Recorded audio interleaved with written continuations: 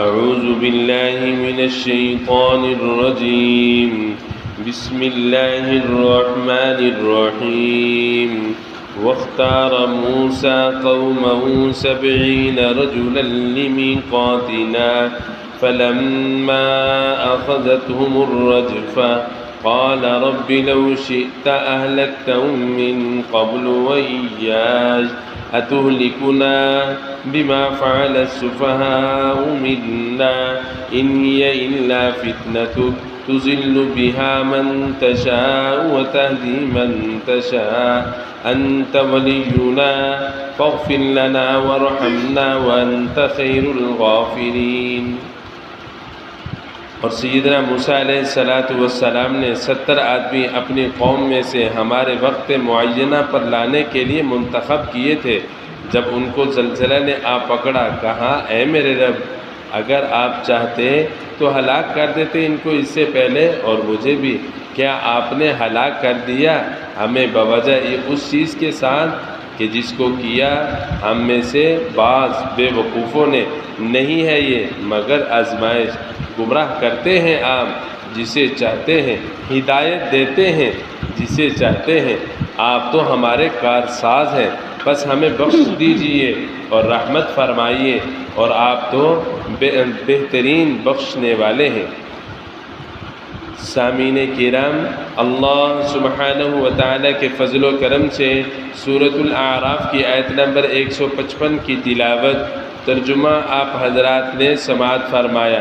مسلسل کئی آیات مقدسہ سے سیدنا موسیٰ علیہ السلام کا ذکر خیر ہوتا چلا آ رہا ہے۔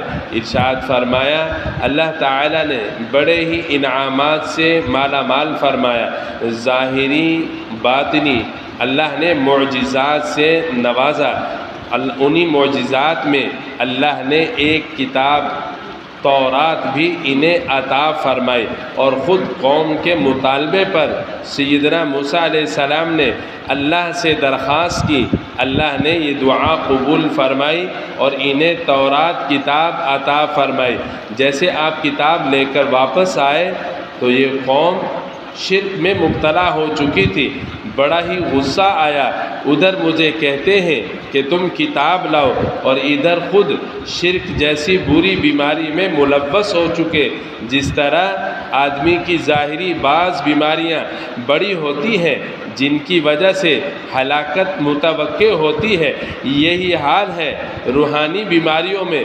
کفر، شرک، الحاد، یہ بہت بری بیماریاں ہیں جس کے نتیجے میں انسان کو بہت ہی خسارہ اٹھانا پڑتا ہے جب تک کہ توبہ نہ کر لے۔ دنیا کی زندگی میں توبہ کر لی، آخرت اس کی سنور جاتی ہے۔ بہرحال ارشاد فرمایا، جب موسیٰ علیہ السلام تشریف لائے کتاب تورات لے کر، تو ان میں بعض متعنت لوگ کہنے لگے، ہمیں کیسے یقین آئے کہ یہ واقعی اللہ کی کتاب ہے؟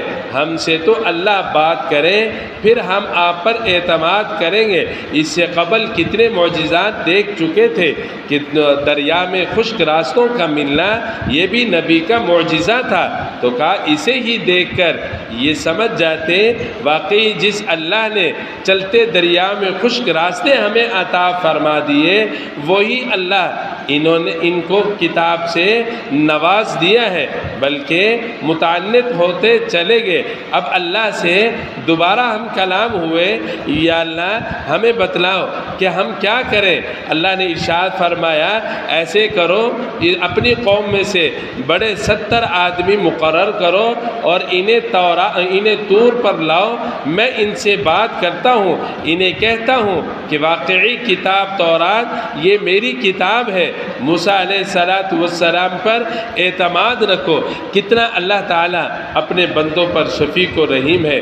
نہ مانتے فوراً سب کو ہلاک کر کے رکھ دیتے، جیسے گزشتہ سبقوں میں گزرا، قوم عاد، قوم سمود، بڑی بڑی قومیں اللہ تعالیٰ نے لمحہ میں ختم کر دی۔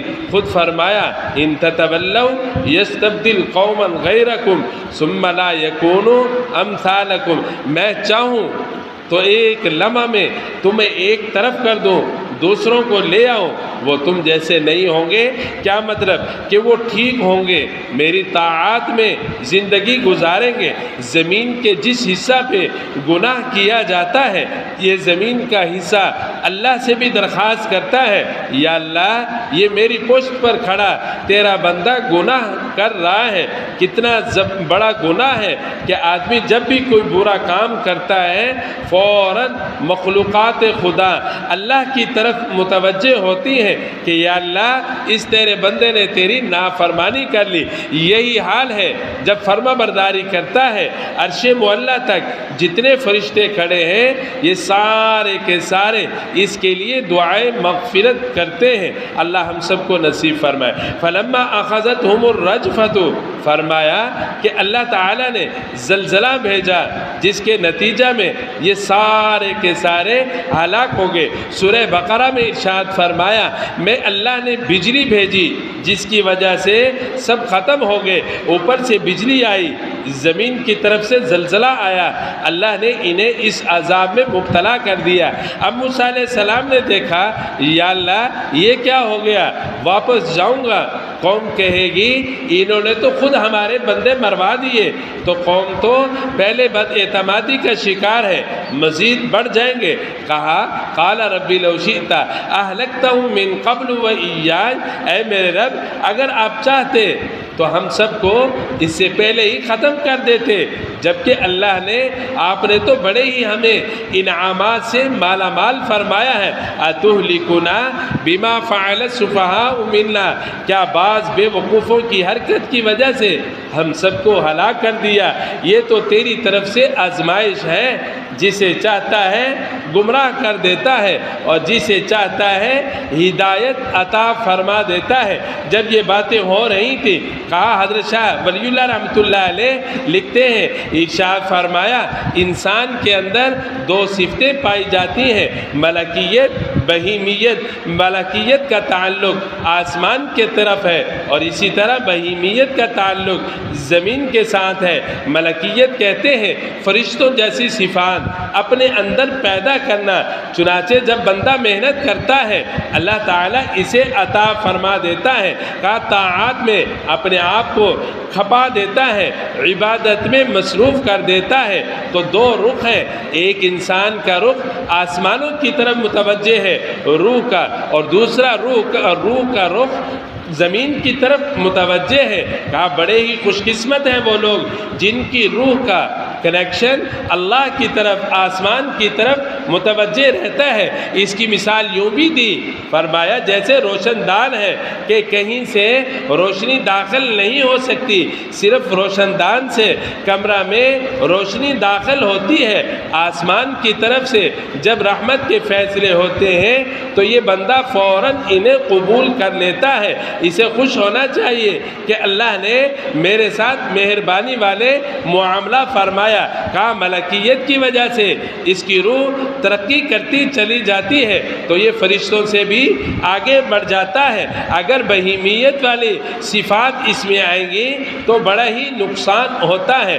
ہر معاملہ میں ملکیت، بہیمیت یہ دونوں صفات انسان میں جھگڑا کرتی ہے۔ کہا جب بھی ملکیت والی صفت غالب آتی ہے تو یہ نیک بنتا چلا جاتا ہے، بہیمیت جانوروں والی صفت غالب آتی ہے تو یہ پھر گناہ گار سے گناہ گار ہوتا چلا جاتا ہے، یہاں تک کہ ایمان سے بھی ہاتھ دھو بیٹھتا ہے۔ یہی مثال دی جاتی ہے، کہا جیسے حلال جانور اگر یہ گندگی کھانے لگ جائیں تو پھر کیسے ان کو ذبح کرنا چاہیے۔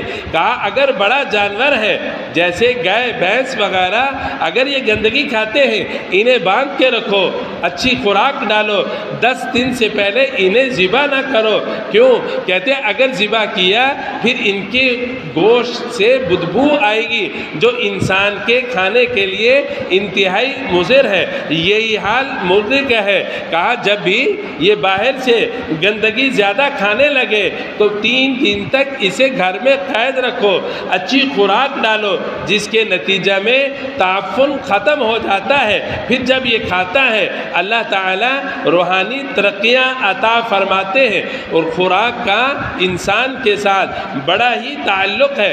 جتنے اچھا کھانا ہوگا، پاکیزہ کھانا ہوگا، اتنا ہی اس کی عبادات میں دل لگے گا۔ ایسے ہی اللہ کی طرف سے جو نور متوجہ ہوتا ہے وہ کما ینبغی اسے نور ملتا ہے۔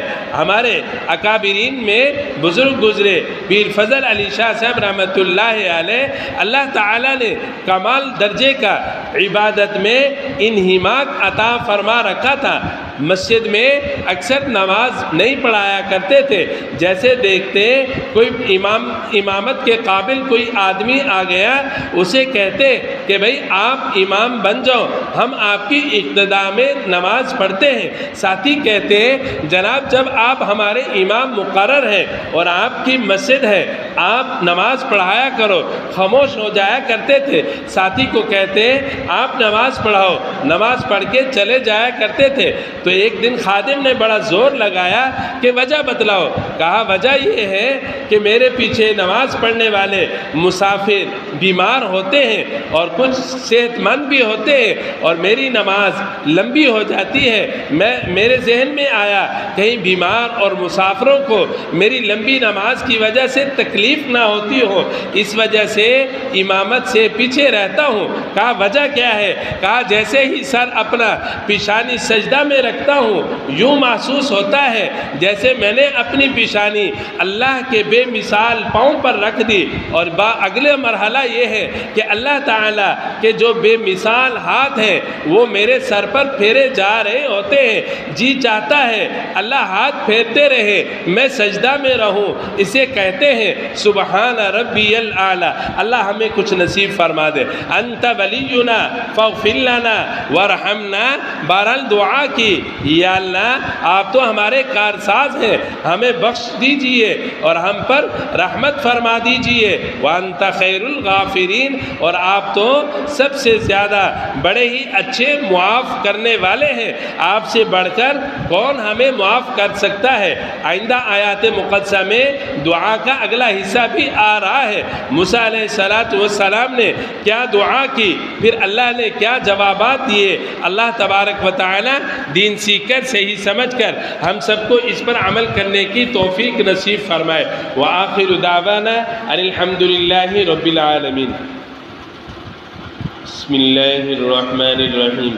الحمد للہ رب العالمین الرحمن الرحیم مالک یوم الدین۔ اللہم صلی علی محمد النبی الأمی وعلى آله وسلم تسلیما۔ ربنا آتنا في الدنيا حسنة وفي الآخرة حسنة وقنا عذاب النار وقنا عذاب النار۔ رب اغفر وارحم وأنت خير الراحمين۔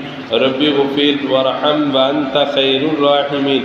صلی اللہ تعالی علی خیر خلقہ محمد وعلى آلہ وأصحابہ اجمعین برحمتک یا ارحم الراحمین۔